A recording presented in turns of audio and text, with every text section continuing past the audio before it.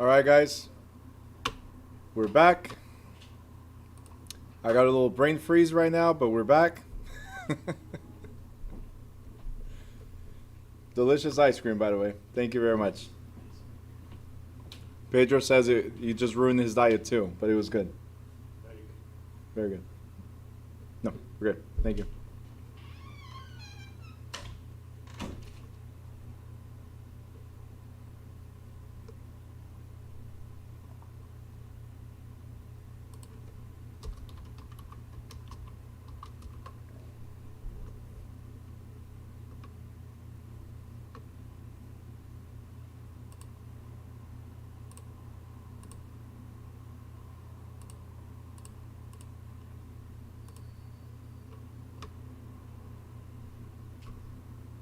Sorry.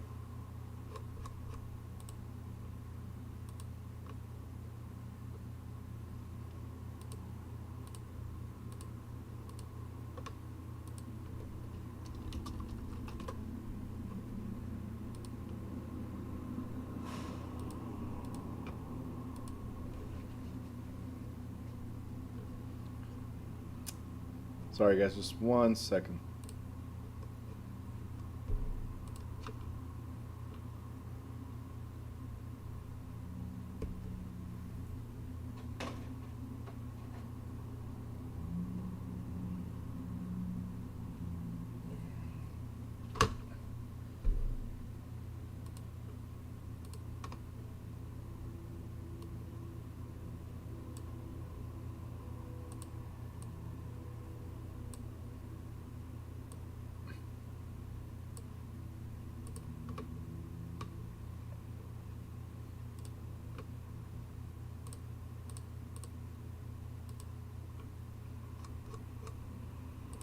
All right. Sorry about that. So let's see. Is everybody back? We got Perla. Where are you? Steven, where are you? Lena, Heather, Millie, I see you. Chad, Sarah's gone. Yanessa, Luz, where are you? Talia, Carlos, Jane, Meredith, Gary, Daphne, Andrea, Natalie. All right. Made it. Geraldine, Gil, Mina Fawzi, Joe, Abanoob still talking. To Peter, I'm sure. Vanessa, Yamili, I see you. Who else? Sabrina, I see you. Brian, I see you. Mina, Yusuf, I see you. Peter talking to Abanoob still. They're not even paying attention. I got him. Crystal, Anthony, make sure your cameras are on. Cool. We're good. Crystal says she's still eating. Okay, got it. I was still eating. I was trying to get the whole ice cream cake, but it was tough. Anyway. So Heather went. Oh, Chad says glad that Heather thought of it. Yep.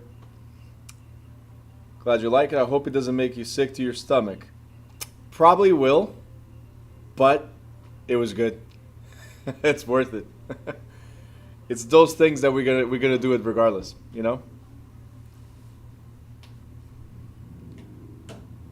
Alright, hold on. I don't understand this, Sarah. I'm the one that's gonna suffer. I don't see why. Poor wife. I did not understand this one. Sorry. Yeah, there is stuff I can take, but I wasn't expecting an ice cream. Alright, so I see Lewis. Lewis has a question. Right there it says, when you get a chance, can you explain the question for me, please? Southeast quarter of the southwest quarter of the northeast quarter contains 10 acres. That's the answer. A. You want me to explain, Lewis?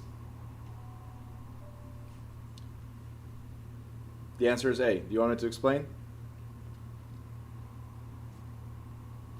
What? No, that's why there's bathrooms. I did not understand that one. Steven, I don't know what kind of life you have, man, but okay. All right, moving to class. It's getting a little last weekish, you know, so. Um, even Vanessa's like, what am I reading? All right, Louis, so I'm going to make it very simple for you. Because it says southeast quarter of the southeast, let's make it everything the same. Southeast quarter, southeast quarter, southeast quarter 3 times. That means you have to divide by 4 3 times, okay? Now, one section is 640 acres. So guys, let me just show you this real quick.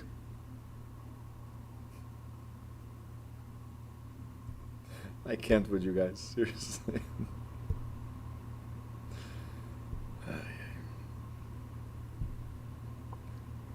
I don't even know where I'm looking for.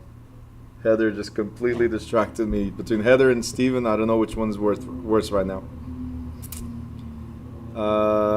Where did I have the quarters? I think right here.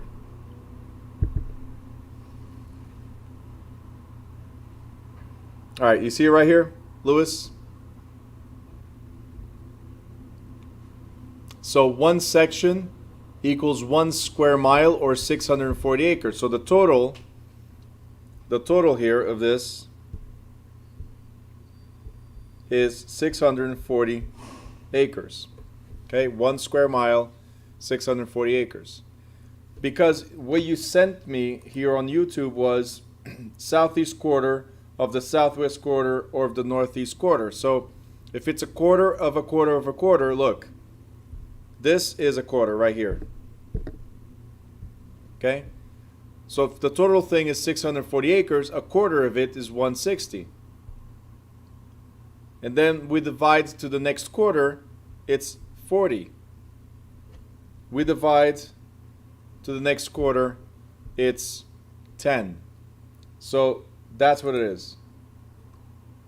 Let me know if you have questions there.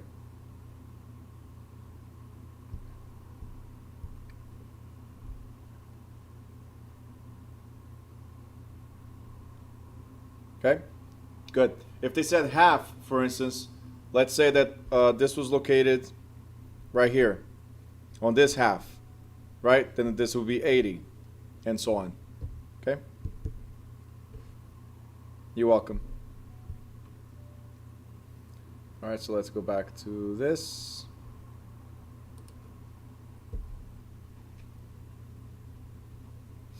So title procedure.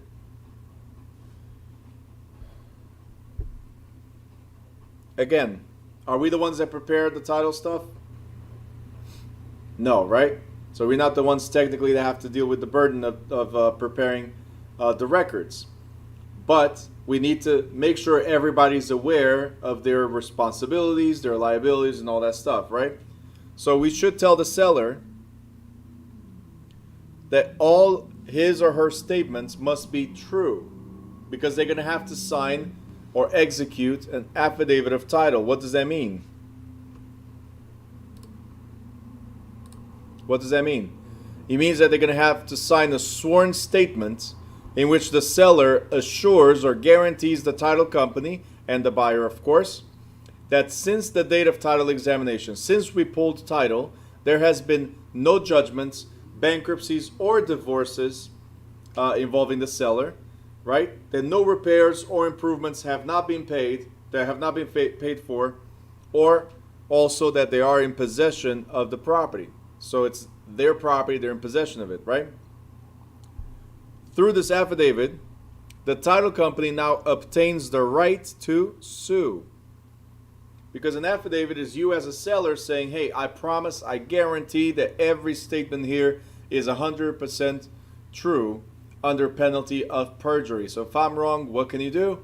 Sue me, right? So the seller, again, has the right to, the company has the right to sue the seller if the statements prove to be incorrect. Okay?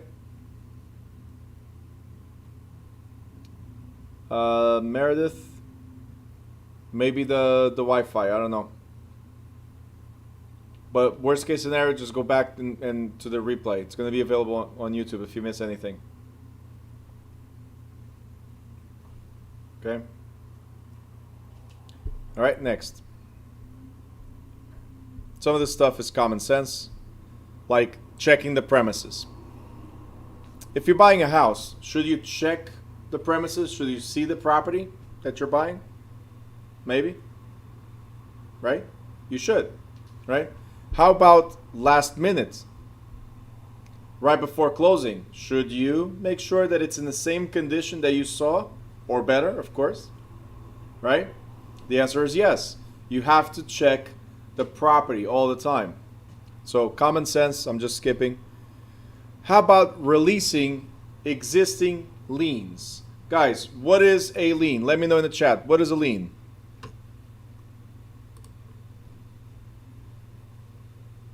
What is a lien?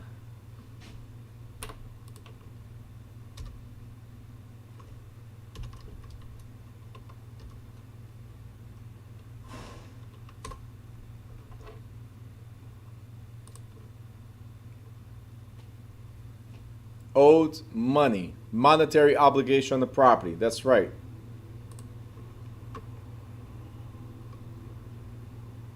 Very good.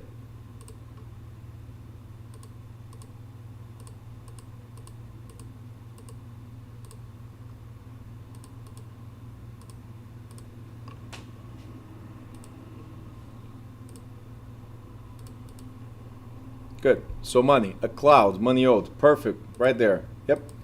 Now, encumbrances. Yep. All that good stuff. So if it's money owed, to release the money owed, right, to release the lien, what must we do? Let me know in the chat. What must we do? To release the money owed against the property, what must we do?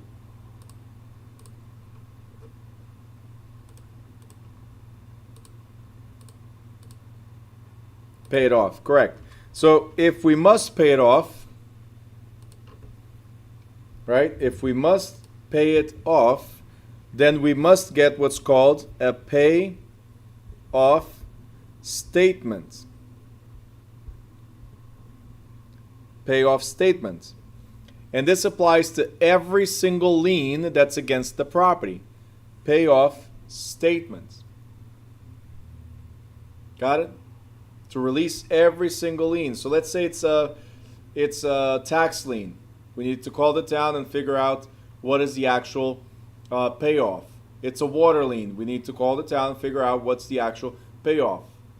Right? It's first mortgage, second mortgage, third mortgage. Payoff, payoff, payoff from every single entity, because we're going to close and pay everybody off. Got it? Page 291. Closing in escrow. This is where I'm going to trick everybody. What is escrow? What is escrow?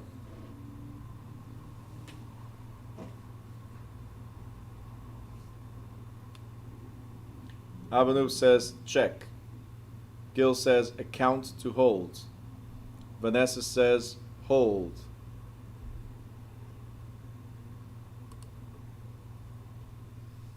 Sarah says third-party money. Okay. You could have stopped at third party. Prepaid. You know what I mean. That's a great answer. You know what I mean, right? Holding money. Steven says third party. Got it. Reserves. Bonds, deeds, other documents. Okay.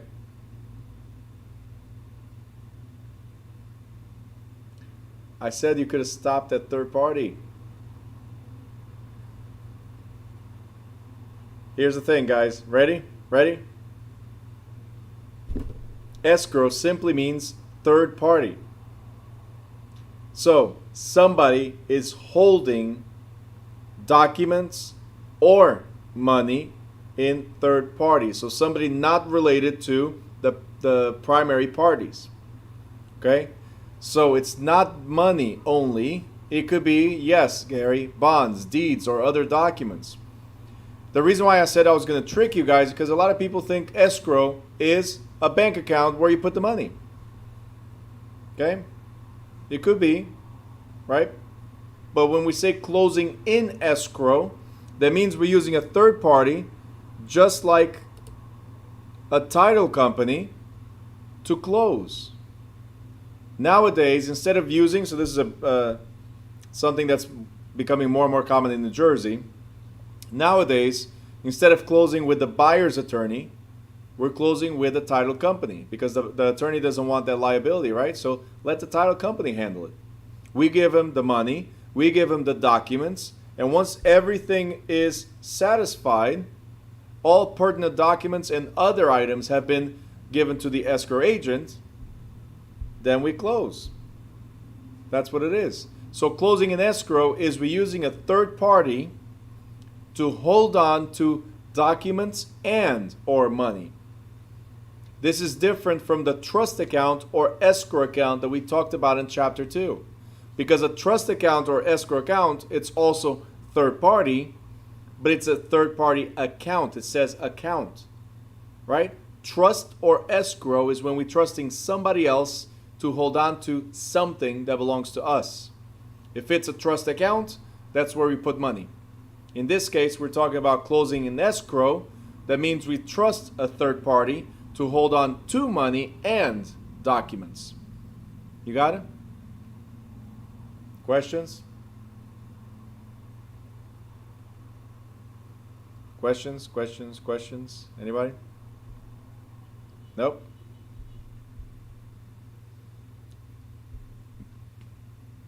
Correct.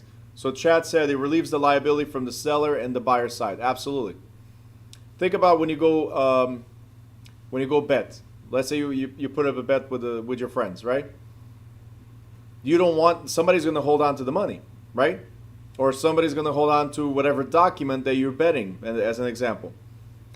The fact that you gave to somebody else, that's an escrow party. They're just holding on to something that belongs to you, whether it's documents or money. Escrow account is the actual account where the money goes to, the escrow account. So in this case, Talia, yeah, it could be the title company. But the escrow agent right here could be an attorney, could be a title company, could be a trust company, could be an escrow company or escrow department from a lending institution. The thing is that escrow means that it's not related to you, the buyer, or not related to me, the seller. It's a third party. If the attorney represents me, the attorney that's closing represents me, then it's not a third party because they represent me. Does that make sense? So we're using a separate party, a separate entity. Could be attorneys, could be title company, could be trust companies, whatever. The fact that it's third, that's what it is. Okay? Escrow, third party. Outsiders, let's put it like that.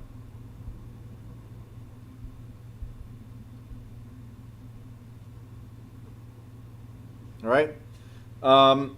Going back to the book, we got preparation of closing statements and closing statements. So we already understood from the previous pages that we don't prepare the closing statements, right?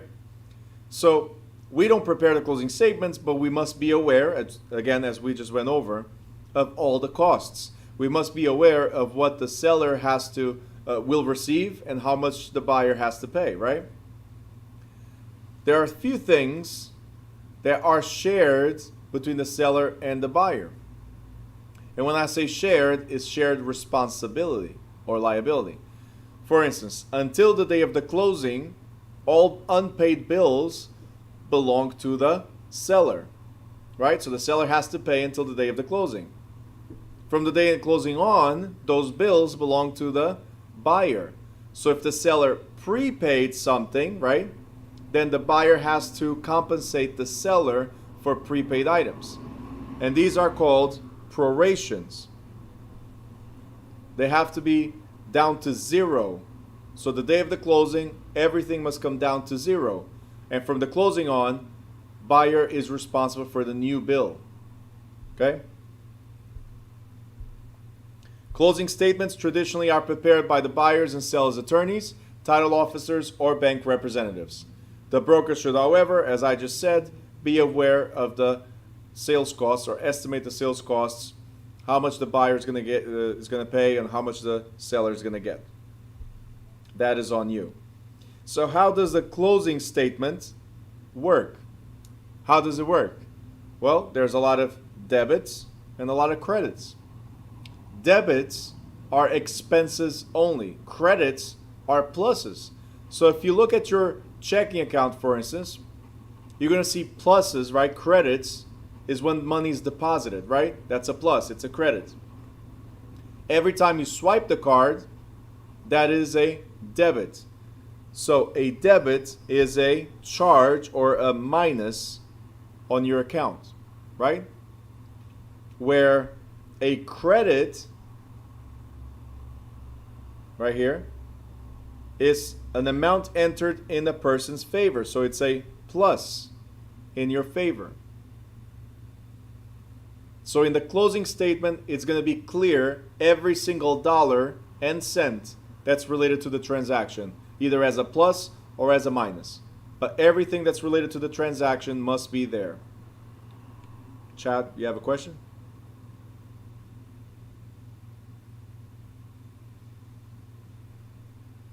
You want me to go back once? Where? Here? Or further back?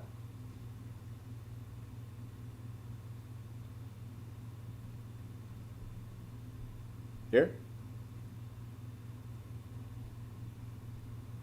Chapter 1? He keeps on going back. I'm not sure where you're going. Okay. What is your question here?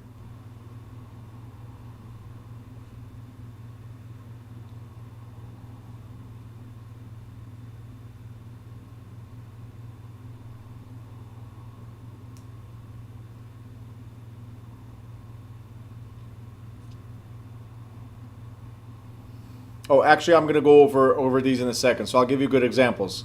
Yes, utilities.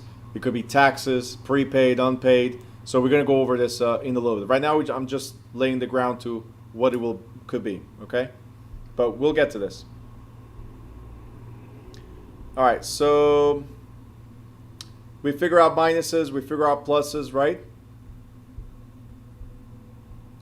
Let's go to expenses. So expenses are debits traditionally, right? But it could be credits. I'm going to show you in a little bit how. Here, we're just going to determine who pays what. For instance, broker's commission. Who pays your commission? Well, whoever agrees to. We said this in chapter 3. Whoever agrees to pay the commission. Usually, the seller has already agreed to pay the buyer's broker as well, right? But the buyer could pay, the seller could pay, whoever, right? Whoever agrees to pay. So Lewis just jumped at the answer and said seller. Lewis, whoever agreed to pay. Most of the times, nowadays, the way it works is the seller already agreed to pay. But remember, commission is negotiable. I'm entitled to say, as a seller, I'm entitled to tell you, the agent, hey, listen, I pay for your service. Let the buyers pay for the buyer's agent service. You guys got it? So it's whoever agrees to pay. Traditionally, yes, the seller. Attorney fees. Who pays for the attorney fees? Well, attorneys are not required, so whoever hired them. So these are debits to the seller or to the buyer, whoever hired. Okay? If I don't hire an attorney, do I have to pay attorney fee? No. Peter, very good question, and the answer is yes. You can take your own commission, but the answer also is you can use your commission as a down payment. So if you represent the seller and you represent the buyer yourself, maybe you can even do a no money down because it's all buried in the commission. You don't get paid commission, but you get to buy the house. Okay?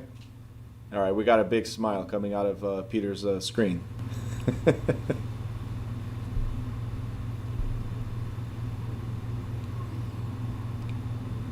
Recording. Who's responsible for the recording expenses? Who's responsible for recording? Both of them.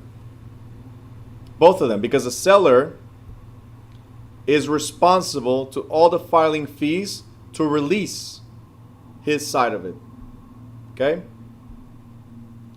Where the buyer is responsible to record the new documents, so he has to pay fees for deed and for mortgaging and everything else that needs to be recorded. So until the day of the closing, remember, till the day of the closing, the seller owns the property and has liens against the property and so on. So the seller is responsible to pay the discharge and removal of those liens, where the buyer pays the recording of the new information, deed and other liens. Carrie, correct. You cannot get paid from both. Commission from both? No. Abanoob says, I just bought a house. I should have waited. Happens. Yep. Did you tell your realtor that your intentions were to become one? No. Sucks. Not that it would matter anyway, because nobody was going to say, oh, you're going to become a realtor, so wait. I will not help you buy a house. I'll wait until you get licensed. They will actually even speed up the process before you get it, right?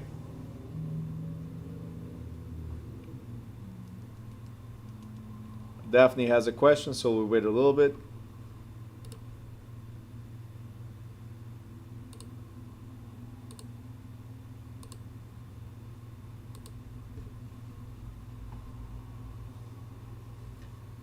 Meanwhile, let me see who we got. We got Perla, Steven, Lena, Heather, Talia. You can't have all those people on camera, Talia. Seriously. We got Yanessa, Sarah, Chad, Millie, Jane, Geraldine, Gil, Mina Fozzie. I don't see you. I only see the beach, which is great, but I don't see you. Joseph, Catherine, Linda. You're enjoying the outside. I see that. Anthony, Brian, Vanessa, Yamili, Carlos. Peter is hiding. Okay, there you are. Abanu, Sabrina. Okay, Natalie, you're in the dark, relaxing a little bit. I got you. Andrea, David. That was weird. I say in the dark and the light turns on. Crystal. Meredith, Gary's back. All right. All right, cool. I think I got everybody. Kelly. Hi, Kelly. Catherine is there. I see.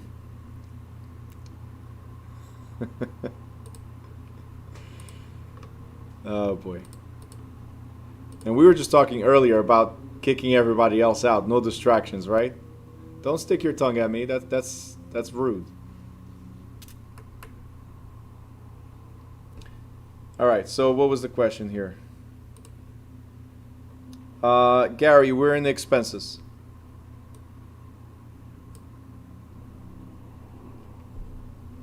So Daphne's asking, hold on, let me go here.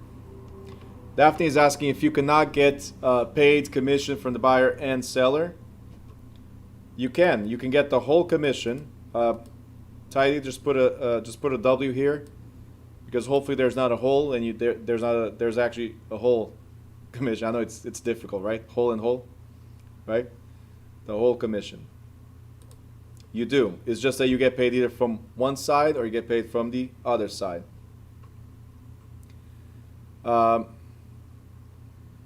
Catherine, Talia says for you to have Kelly say hi to her and vice versa. They were school buddies. Yes, I don't know if she's seeing you. All right, cool. Thank you. Article to be shared. Yep. Go ahead.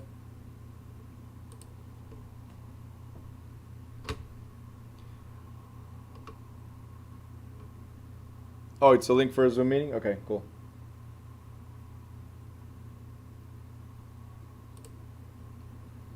All right, so back to this. As I was saying, you can get paid from full commission, but you get paid from either one side or the other side. You cannot get paid from both parties.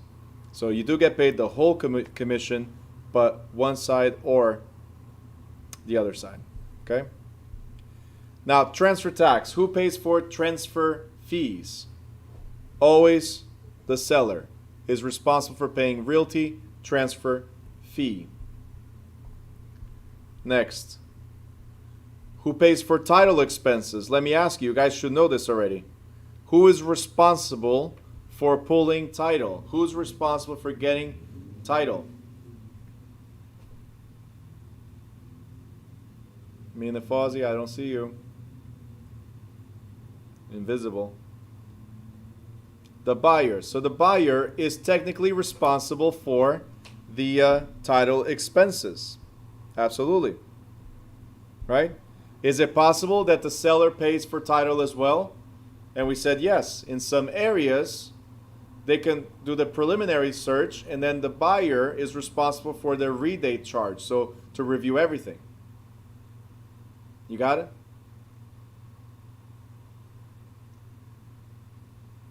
Yes? Good.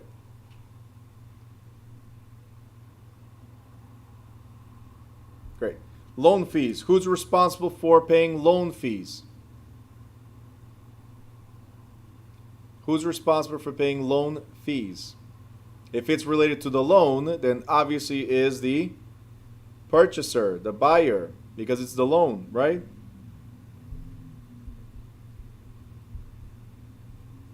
Next page, we have escrow. Who's responsible for paying escrow? Escrow is related to the loan, kind of, right? So who's responsible for that? Again, the buyer. Okay.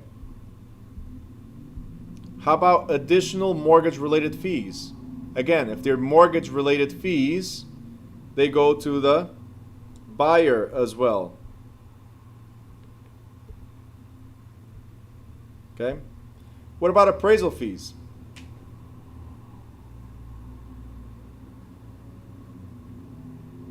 Appraisal fees. Who's responsible for appraisal fees?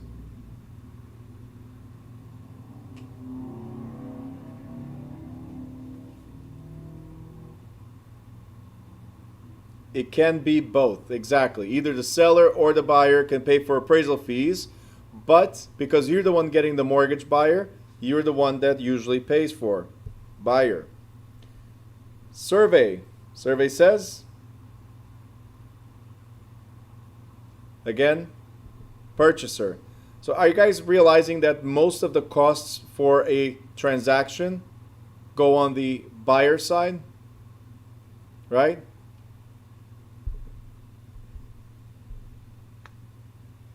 Next, we got prorations.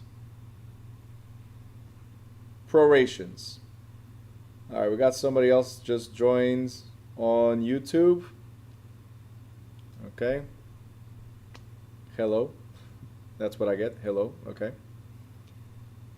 And then I got people popping on screen. Not the right people on screen. This is awesome. We get to the last days and we just put different people on the screen. There you go.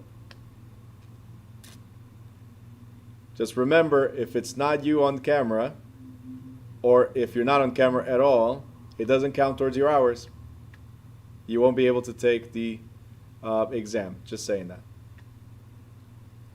All right, prorations. What are prorations?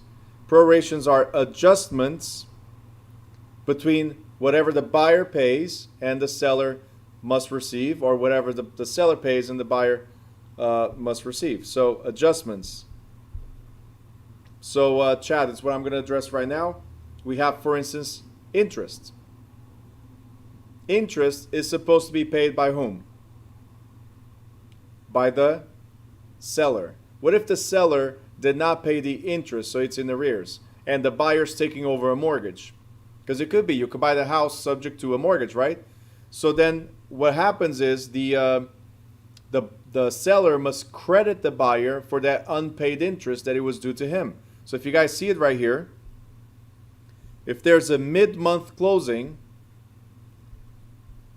then the seller owes 6 weeks because it's in arrears. So we're closing on the middle of the month, but interest is from the previous month plus the 2 weeks that we still have not paid. Okay, so 6 months. That must be adjusted.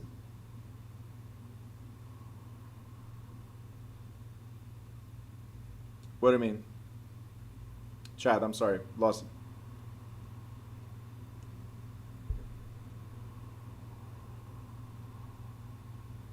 Oh, yeah, gotcha. Yep, that and puppies and cats and all that stuff, not just people. It's okay.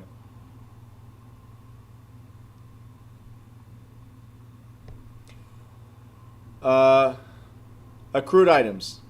What are accrued items? Carrie, no problem. What are accrued items? Accrued items are unpaid. Write this down. When you see accrued items are unpaid items. We have accrued items and we have prepaid items. If it's accrued items, then the seller that's what it is, assume mortgage, take over. Accrued items, then the seller gives the buyer credit for the stuff that's unpaid, right? If it's prepaid items, then the buyer gives credit to the seller. Like if I prepaid the taxes, if I prepaid, let's say in this case utility would be, or the oil tank, the oil in the tank that supplies the heat to the house. That's part of utilities, right? For the heating, right? If I already filled it up but I didn't use it all, then should the buyer benefit from it? Or should we find a number, a dollar amount to zero, right? So that's what it is. The buyer must credit the seller for the unused portion.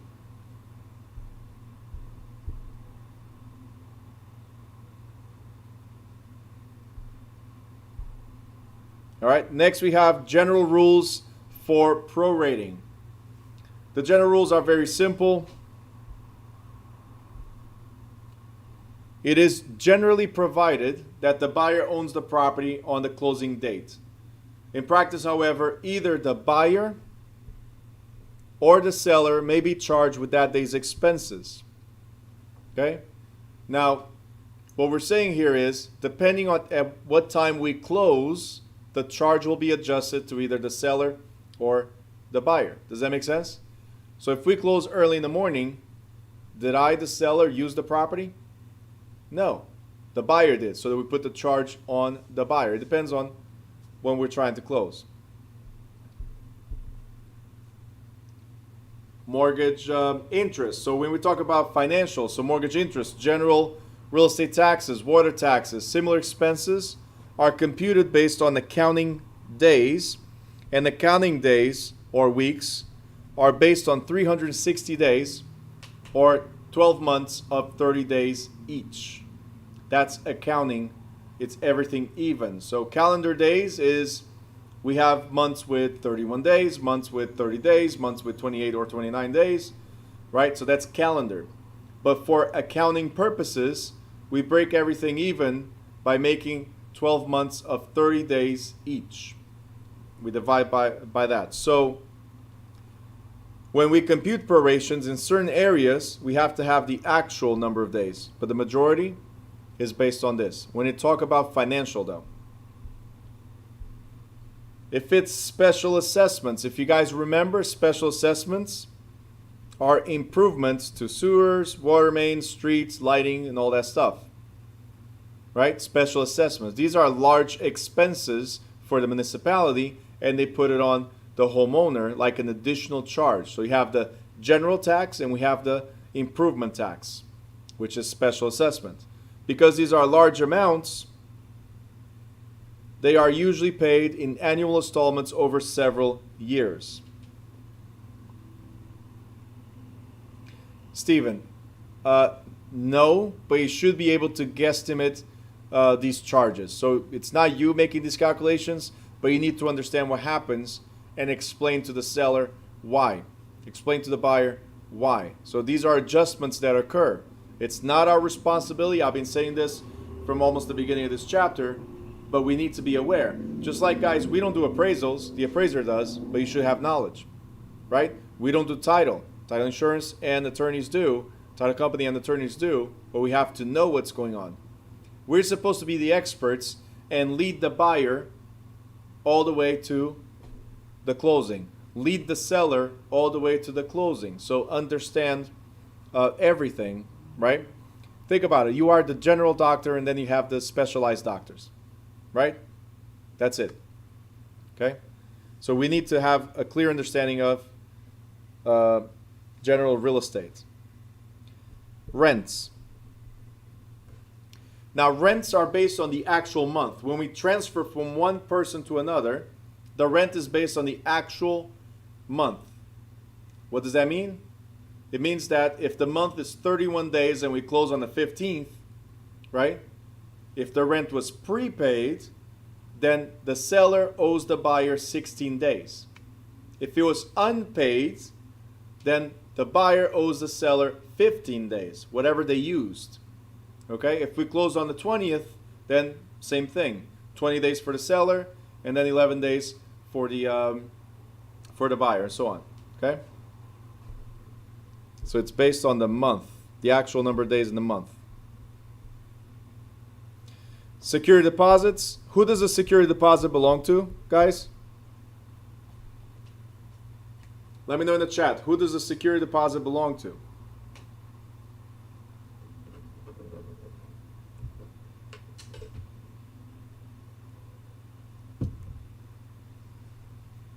Oof, we got mixed answers here.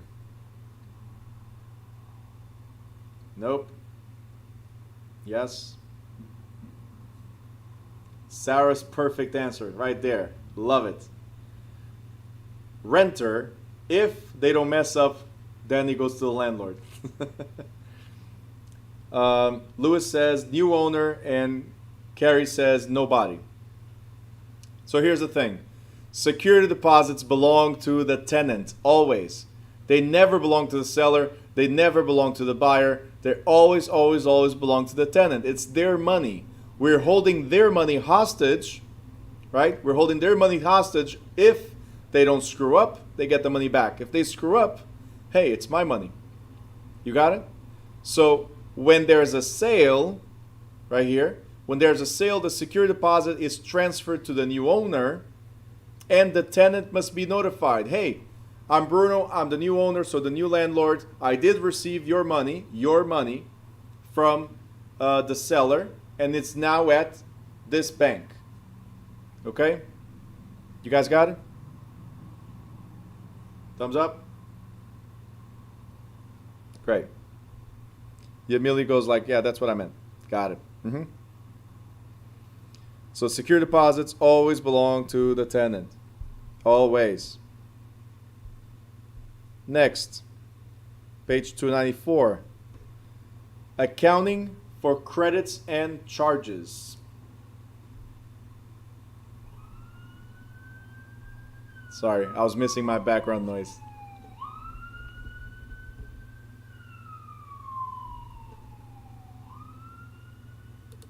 Almost.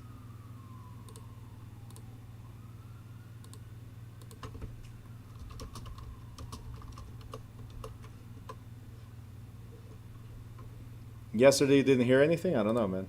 I heard it. All right. Lewis goes, yeah, that's what I meant too. Got it. All right, so accounting for credits and charges. So the items that must be accounted for in the closing statement fall into two general categories. We have prorations, which are adjustments between the seller and the buyer, right? And we have expenses, which are debits only.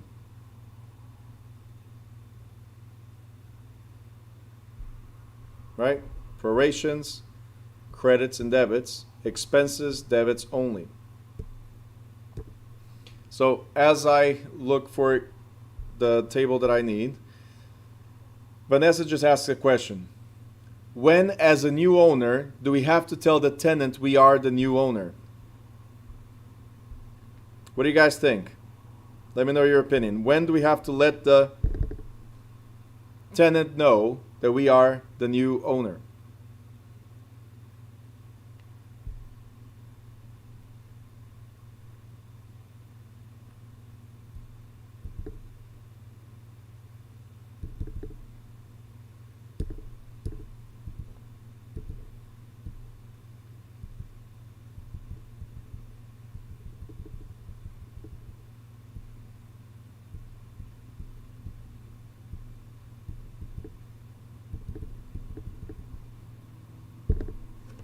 Okay.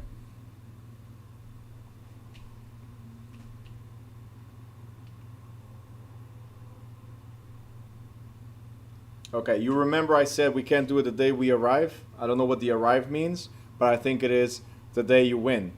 So when I mentioned that you cannot go right away is when you win an auction, because there's 10 days. So this is mortgages, right? There's a 10-day period, right, that the person that lost the property could redeem the property. So that's why not right away. But when it's a regular transaction, the day of the closing, run. Tell everybody, I'm the new landlord, do not pay anybody else anymore, I'm here. That's it. In fact, they will get notifications as we go in the closing, but from the day of the closing, it's ASAP. Let them know, I did receive your money, it's now at the new bank, okay? So, Carrie, yeah, that's what I was saying. So throughout the process, they'll be aware that the property is for sale and that you are buying it, yeah. Okay?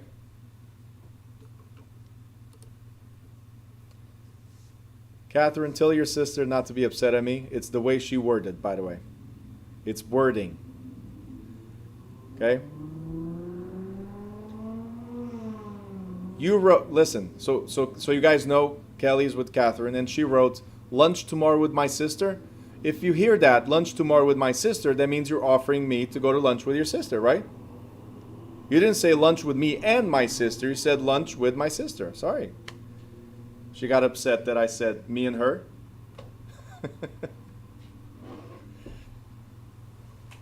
Sure, same spot? Same spot? Okay. All right, cool. So, we'll talk about that. Next, we're talking about prorations. Now, when we talk about prorations, it's the adjustments. This is, for instance, a closing statement, which we saw before. And it shows buyer on one column and seller on the other, and then it shows items. So in this case, I have, Carlos, would it be ideal to send them certified letters?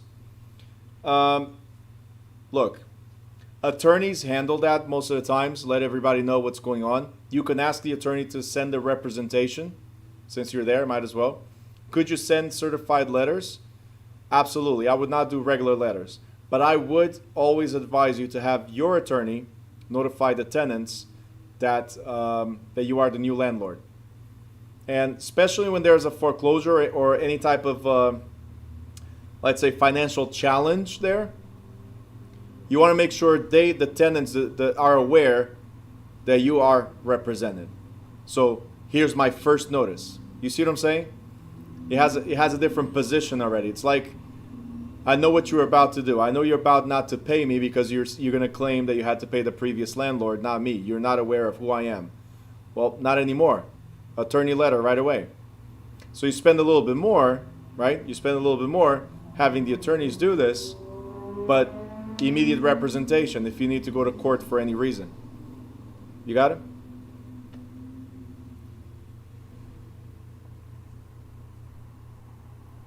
All right, so back to this. I was talking about the items that are listed. For instance, we have prepaid taxes, unpaid water. Notice that I circled prepaid and unpaid, right?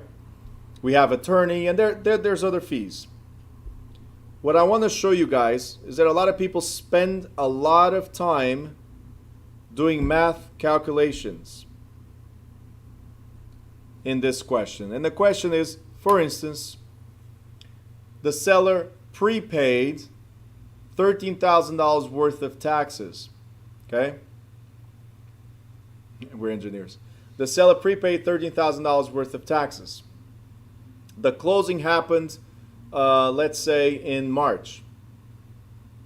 How much must the seller pay? How much does the buyer get? Or which one of these is true? Something like that. And they give you 4 options, different values. You guys need to remember something right here. If it says prepaid items, that means the seller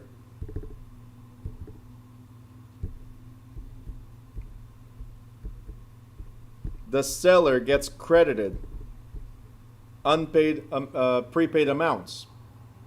If it says unpaid items, then the buyer, okay, the buyer is the one that gets the credit. Okay? Prepaid, seller gets it, buyer, unpaid. So that's the first thing you need to remember. What are they asking? Was it prepaid or unpaid? If they said prepaid, the seller must get a credit for whatever the difference from the $13,000 to March, okay, the closing date, right? If it's unpaid, then the buyer must get the difference of whatever was unpaid until March. Good so far? Okay. Because the seller is crediting the buyer or the buyer is crediting the seller for whatever is unpaid or prepaid, then the amounts must match. There's no math to do at all. All you need to do, guys, is remember, prepaid, seller gets credited, okay? Prepaid, seller gets the credit, and the buyer gets the debit. Unpaid, buyer gets the credit, and the seller gets the debit. Exact amounts. There's only one answer. There's only one answer in the school or state exam. There's only one answer that matches whoever gets the credit, so seller or buyer, right? And equal amounts.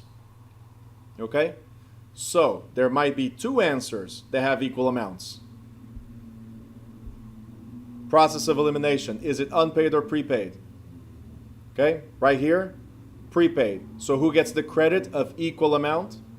Seller. Unpaid. Who gets the credit of equal amount? Buyer. Okay? It's always, always, always equal amount. Drop the calculator. Don't waste time. Just understand who gets paid, who gets credited, and who gets debited. Okay? Let me know if you have questions here.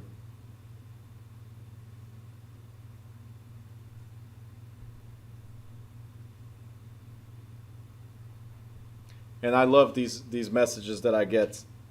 But we are engineers. A few years ago, Peter, I had a student that was a math genius. Okay? A lot of experience. Math genius. He tells me, yeah, I got this. By the way, we have math tomorrow, right? I got this. No worries. One thing is knowing how to do math. Another thing is understanding what the question is asking. You could be a math genius. You could be an engineer. But if you don't know what they're asking, it doesn't matter. You could be the best at whatever. Okay? But I'm going to show you, just like I'm showing now, I'm going to show you how to pick the stuff from the question. Abanu says, civil engineer. There you go. Civil engineer. Okay, well, it will help.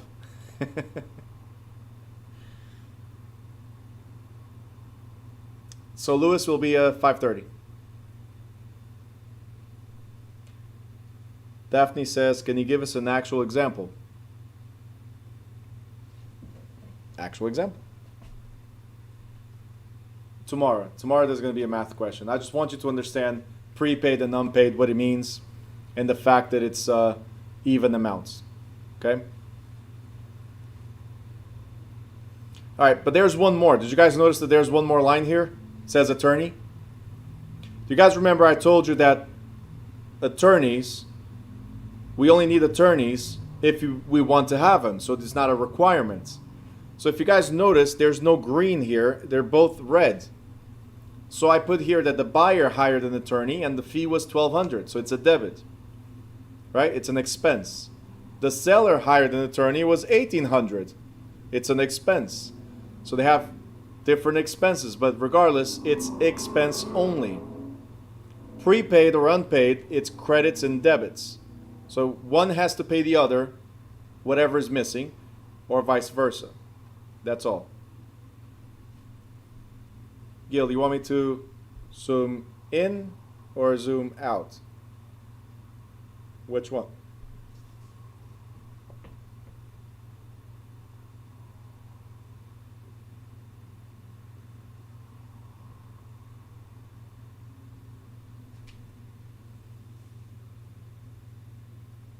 Screenshot. Got it. Daphne says, I don't understand. So the buyer paid? No. What I was saying is the seller prepaid the year's taxes. So it's January 1st and I'm paying for the whole year's taxes up front. We close in March, right? So I'm the seller, you're the buyer. I prepay the taxes. Do you think it's fair to me that now you go from April all the way to December without having to pay a tax bill? I paid for you. It's not fair. So we're going to calculate how much you need to pay me. In this case, that amount was $7,500. You need to credit me, the seller, $7,500 for the taxes I prepaid for the year. Now, it comes out of your pocket and goes into my pocket. So that's why it's a minus here, and then it's a plus over there. Okay? Credits and debits. Think about it this way. All right, so I'll explain this. Guys, when you go to the supermarket, right? When you go to the supermarket and you're going to buy something, you swipe, right? Swipe the card. Yes? You got it? Let me ask you something. What comes out of your account, the debit, is $70, right? For instance. How much do you think goes into the supermarket's account? Plus $70. So it's minus 70 on your end, but it's plus 70 on their end. Credits and debits. You took merchandise, so you have to pay for it. Okay? These are adjustments. These are prorations. Debits and credits. Can I explain unpaid? There's a water bill that wasn't paid yet. So in this case, it's water bill. The water bill is $1,800 for the year, whatever's unpaid. $1,800, right? In this case, I put $600. That's unpaid. If it's unpaid, do you think it's fair, Daphne? You're buying it from me. All right, Louis, see you tomorrow. Good night. Do you think it's fair that you're buying from me, but you have to pay the water bill that I owe? Is that fair? It's not, right? So I need to give you $600. So I'm giving you the $600. And where did those come from? From my account. So it's minus for me, and it's a plus for you to pay the bill. Got it?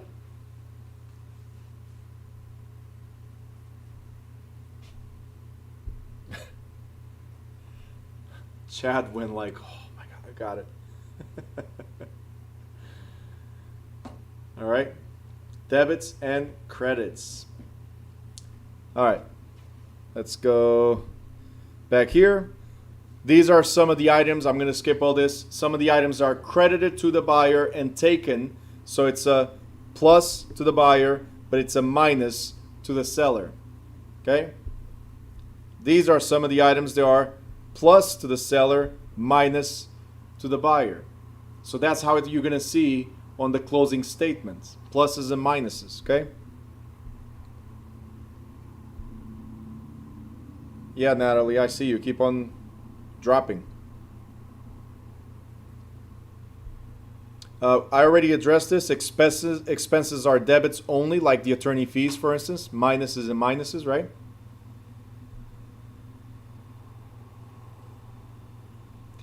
Heather says Chad has 8 dogs running around, so he's on overload. I did tell you guys to eliminate distractions, right?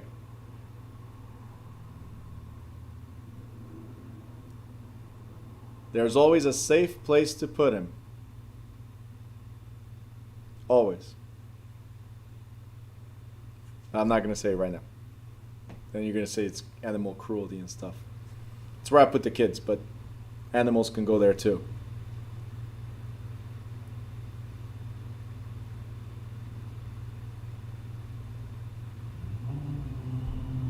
With Chad? No. Right here, Daphne.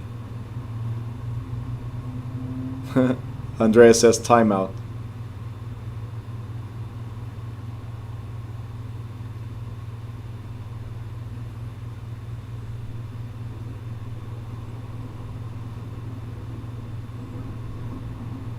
Sarah, are you taking pictures?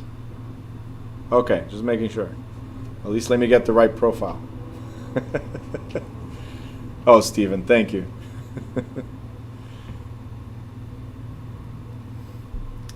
All right, so arithmetic of prorations. Guys, just highlight it exactly as it is here. I just want to explain one thing. I'm not going to go over this right now because tomorrow we have math. But I want you to highlight, or if you have the physical book, if not, then you already have here. I just want to point out something. Number 1 is yearly. Number 2 is monthly.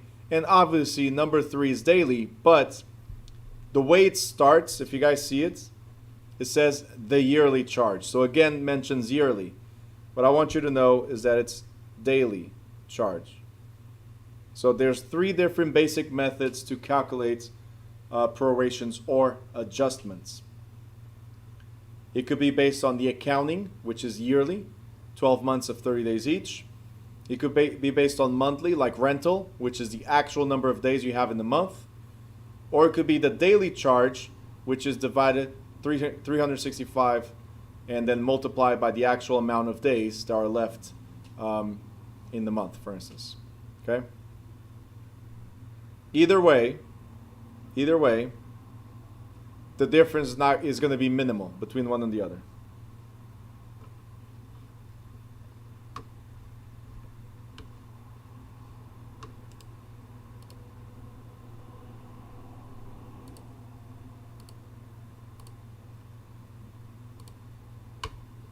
Sarah, you don't have to justify yourself, but whatever you cooked there looks good.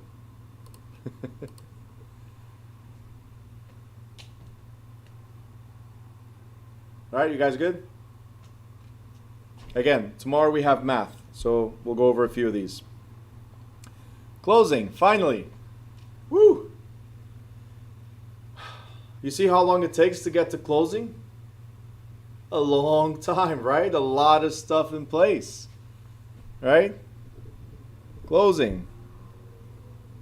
If you started this week, like Andrea, for instance, if you started this week in the morning class, and you're just jumping at the final week in the evening class, it's tough to get all this stuff, right?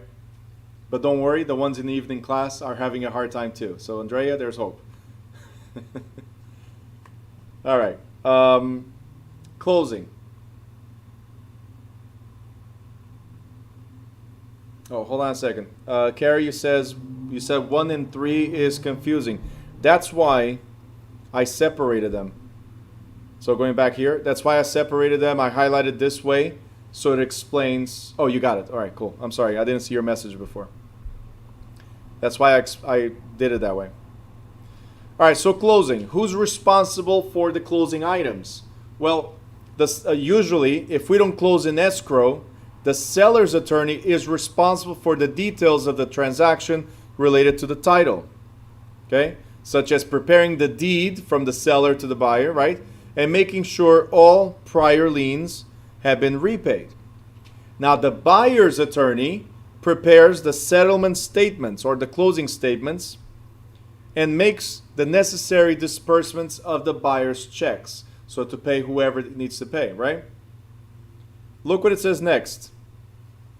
It is usually the broker's responsibility to ensure that the parties appear at the designated time and place with the appropriate documents and arrangements and keys. It doesn't say here, but I'm telling you, make sure the seller shows up with keys, because when I buy a house, I want to be able to get into the house, right?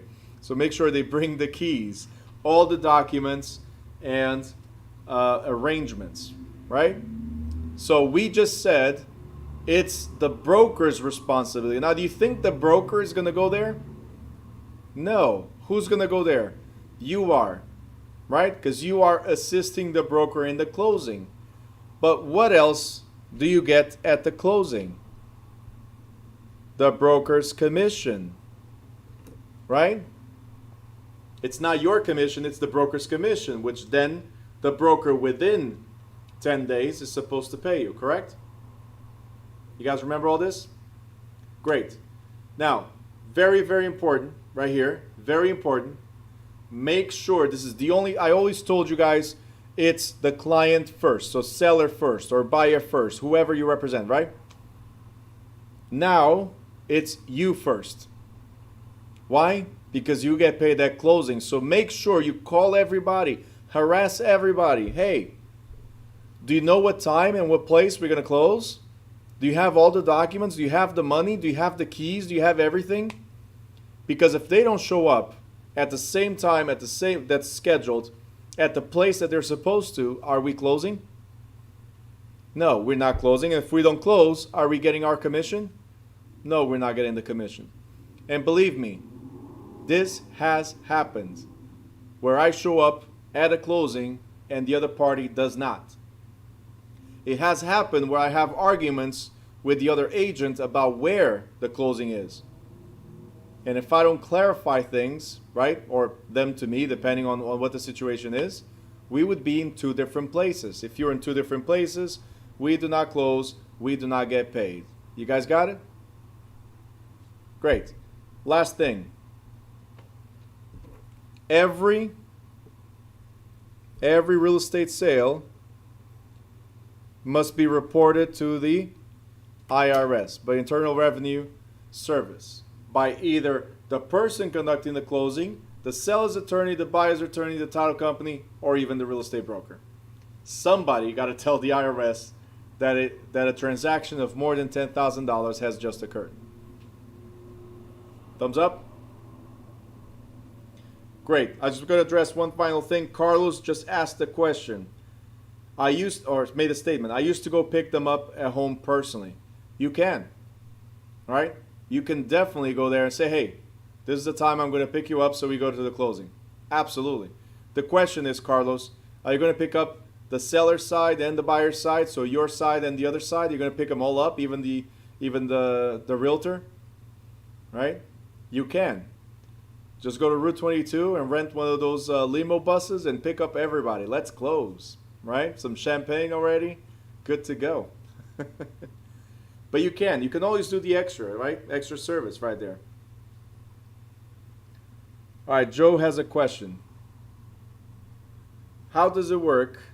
Hold on. Good question. How does it work now with COVID? Everyone's 6 feet apart, and take turns to sign. Okay, so here's the thing. Nowadays, the closing, we have a closing 30 minutes apart. So in the first 30 minutes, the seller comes and signs. The 30 minutes later, the buyer comes and signs. We don't sit at the same table anymore. Could happen, yes, but we don't sit at the same table anymore. But we still have a problem with the 6 feet apart with the attorney, title company, and so on, right? Well, guess what? The title company that I use, everything is virtual closing. Some title companies, they're doing it in parking lots where there's air, where there's distance, where there's whatever. So it depends. I would go with this, whatever it takes, for the limo and for the closing 6 feet apart. We are closing. COVID or non-COVID, we're closing. Okay? We'll figure it out. Even if you have to go in a full hazmat suit, but we're closing. Put your mask, that's what it is. Carrie's smart. She goes like, just pick up whoever has a check to pay you. Well, if you represent the buyer, you don't want to go pick up the seller, okay? that would kind of show like conflict of interest, that you really didn't care about your client, right? But that was a good one. All right, guys, any other questions? We're done. Early. 8:56, 4 minutes early. Look at that. All right, Daphne has a question. So, guys, if anybody wants to leave, I'll see you tomorrow at 5:30. For those of you that will be in the morning, I'll see you at 10. If you want to stay, I'll stay a little bit longer to answer questions. Take care, Steven. Bye, Brian. Crystal, Sabrina. Take care, Gil. You leaving early? Wow. Heather, good night. And thank you. You and Chad, thank you so much. All right, Amelia, I'll see you in the morning. Thank you. Now that you're able to get in, great. Yanessa, thank you. All right, guys. David, Chad, Myra, thank you so much. All right. I'll see you tomorrow, Catherine. But only you, okay? I'm going to get killed.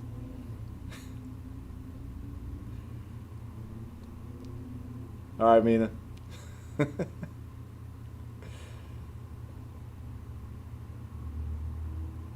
All right, Carrie, you're welcome.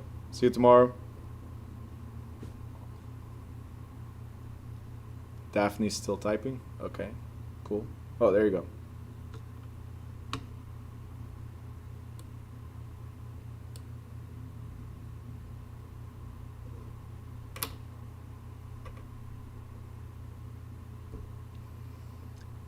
Okay, so I was just showing there. I can go back, no problem. But I was just showing who pays what. And yes, I flew by it because it's only to figure out again who pays what. So in this case, you stopped at transfer tax. Who pays? It's the seller. Seller pays for transfer tax. The next one was title. Who's responsible for pulling title? It's the buyer. So the buyer usually pulls the title, so they pay for it. Loan fees, tax, insurance, and reserves, that's all buyer. All buyer expenses. So here there's not much to it. It's just really figuring out who pays what. For state exam, that's what it is.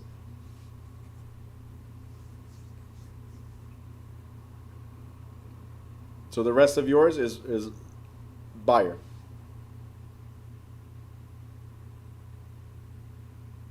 Question coming through. Vanessa is just like, let's see what comes.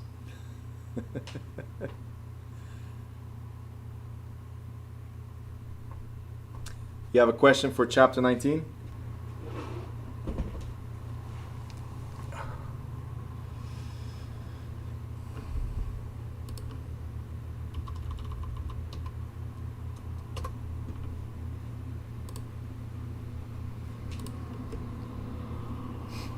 Go ahead.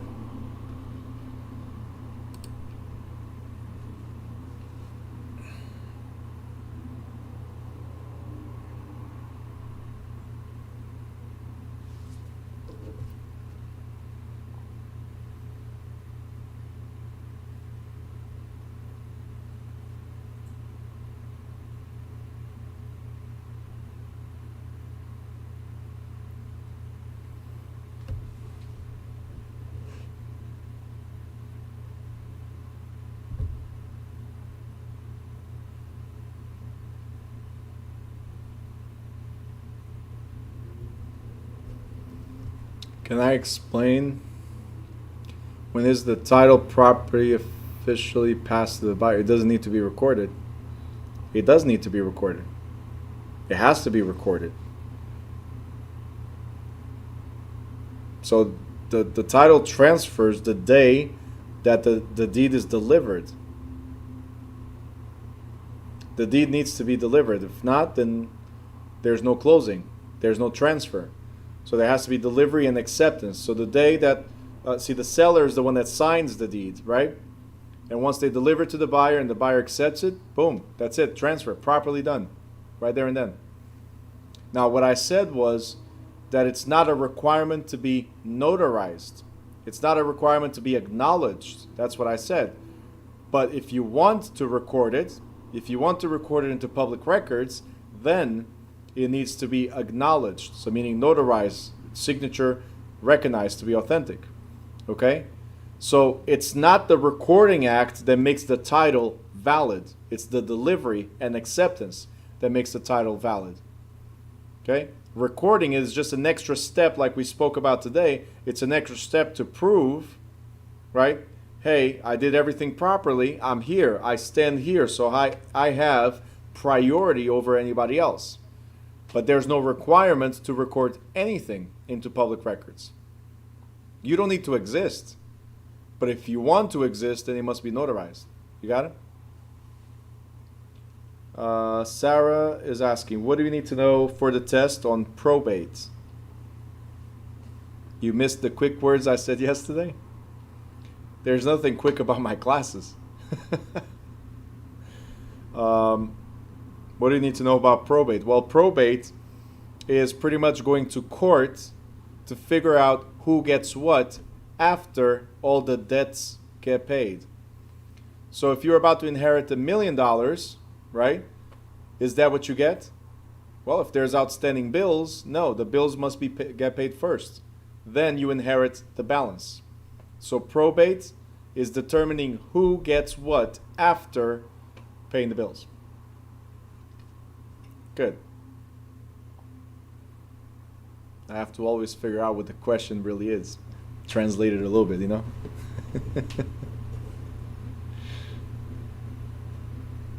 You were on the phone yelling at somebody. That's what it was. Yep. Can I send you the question in the review? I didn't understand it and I got it wrong. Okay, which one? Review on 19? Okay, which question?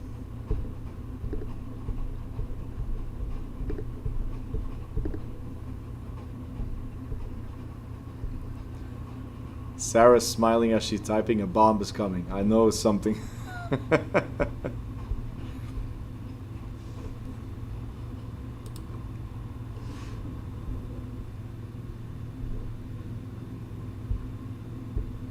This one? This one right here? Daphne? Yeah? Okay.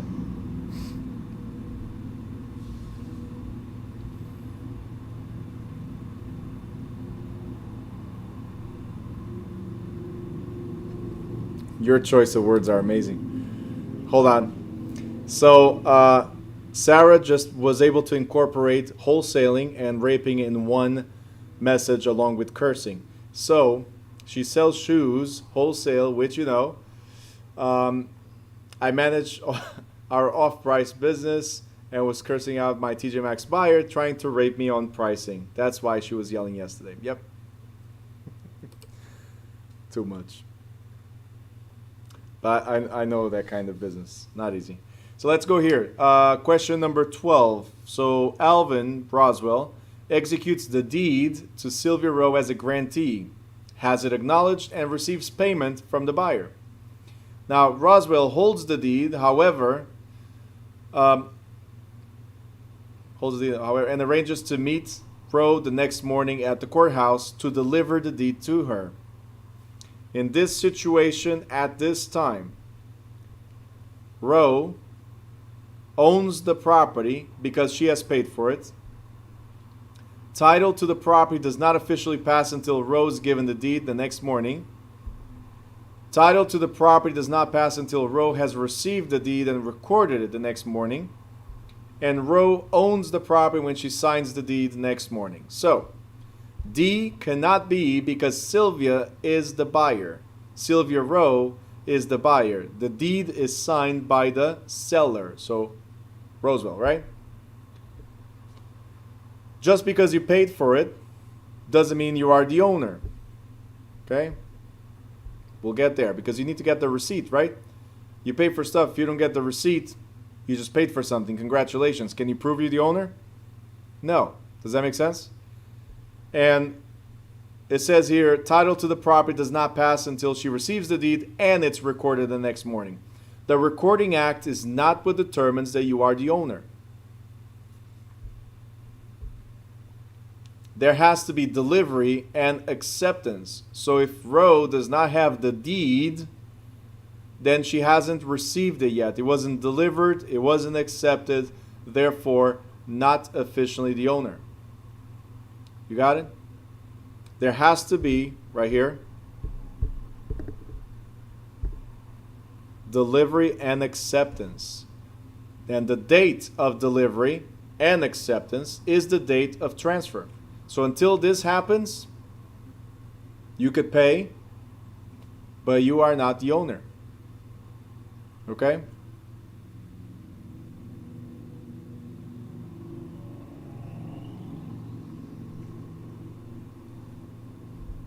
She doesn't even tell me she got it. Like, okay, now go for 10.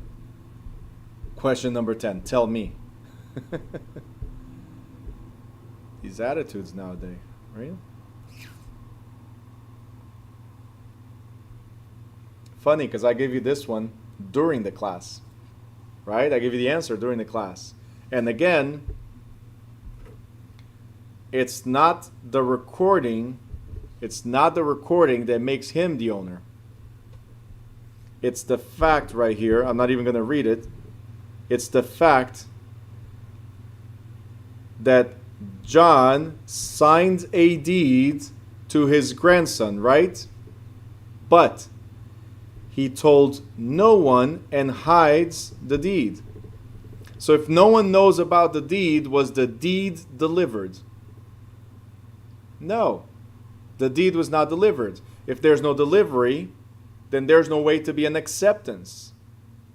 So if John forgets and later on, right, sells it to somebody else, right, it's not the fact that the banker Burke, recorded the deed, it's the fact that there was acceptance.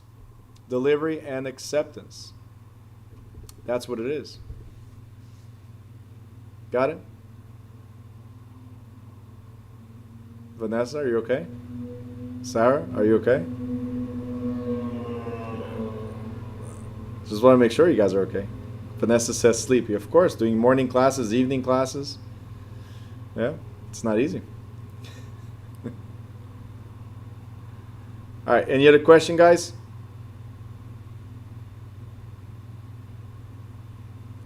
You're still confused on probate? Okay. Let's say you're the heir of $1 million inheritance. Okay? You are the heir of $1 million inheritance. If there are bills that you're, let's say the divisor, let's say it's your father, right? If there are bills to be paid when he dies, right? Do you think you should get the $1 million, or should the bills be paid and whatever balance you get? Right? You get the balance. So that's why you must go to the court first, probate court first, to figure out if anybody has a claim against the estate, against the assets that are owned by the deceased person. If somebody has a claim, then the claim must be paid, and then whatever the balance is what you get. Now, in probate court, good night, Vanessa. In probate court, either there's an executor or there's an administrator. If there's an executor, that means somebody was appointed to execute the will.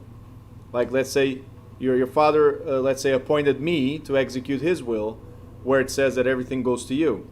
But I'm the one responsible to read the will and say everything goes to you. But Your Honor, we'll wait to see if anybody wants to claim the credit or the debts. You got it? So it's still me appointed. If there's no will, then the court will say to somebody else, hey, let's say Carlos. Carlos, you are the administrator appointed by the court to handle the transaction. So that's it. Probate is really just to see who gets what, including the creditors. Okay? Some countries, you died, that's it. They cannot come after you. Right? But in the United States, specifically here in New Jersey, I cannot claim for all the states, but in the United States, if you die with debt, then the debt must be paid. If there's no way to collect it, that's a different story. But if there's a way to collect it, like from the property, then you must be probated. You got it? Cool. Next question.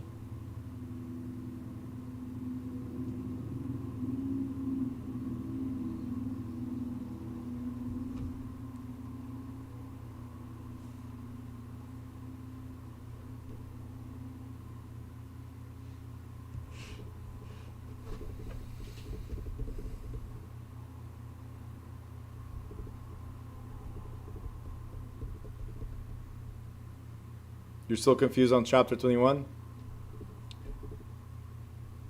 It's a long chapter, I know, but it's about closings and get ready for closing. So prepare the questions, whatever it is, and tomorrow we'll go over, yeah. Unless you have something specific you want to ask. Okay?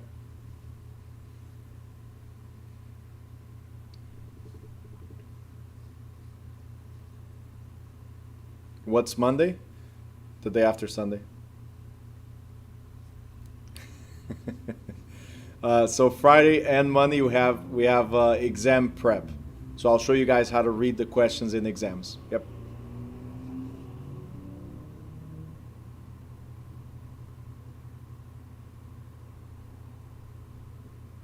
Oh, boa noite.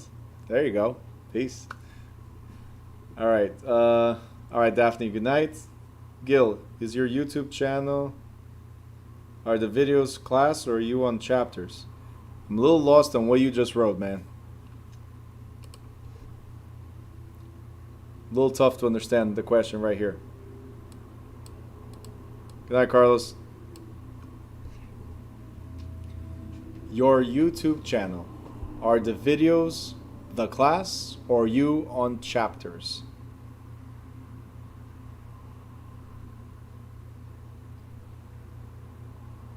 Oh, if it's on a new direction, yeah, new direction. But you have that if you go to the student portal. If you click on it, it goes straight there. But yeah, you can search on Google. I'm sorry, on YouTube. Search new direction, and it should take you there. But it's the whole class. It does have some detailed videos, like what I'm doing here at the end. So yeah, what's on the portal is the class. What's on the portal is the class. But if you go to YouTube channel, there are some videos. There are particular questions that were asked, like adjustable rate mortgages, discount points, wraparound mortgages. So the things that are most confusing, and I'm going to update over the next couple of weeks. I'm going to update more small videos. I'm going to start breaking everything down so I can put in the student portal in installments versus the whole class. Okay, so right now I've been putting live classes, but I'm going to put there is each section. Okay, sounds good. If you have any specific questions, ask me. I'll create a video for it. Okay. All right, guys. If there's no other questions, I'm going to head out, and I'll see you tomorrow. Okay. Good night, guys.